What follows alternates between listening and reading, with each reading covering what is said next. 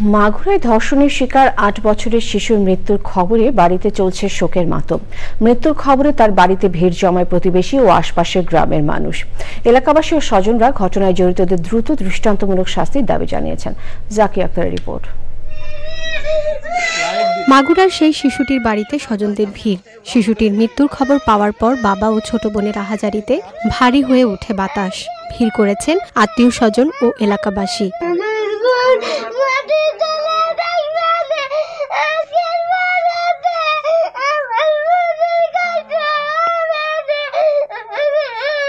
শোকাহত পরিবার ও এলাকাবাসী আসামিদের দৃষ্টান্তমূলক শাস্তির দাবি জানিয়েছে। যারা এই কাজটা করছে তাদের আমরা সঠিক বিচার চাই, তাদের আমরা ফাঁসির কাঠগড়ায় তার করাতে চাই।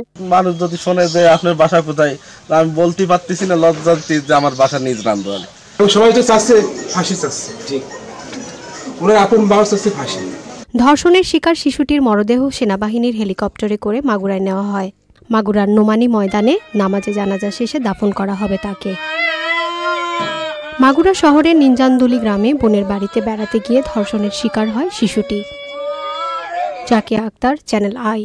এই ঈদে জামা জুতো অ্যাক্সেসরিজের ডিসকাউন্ট।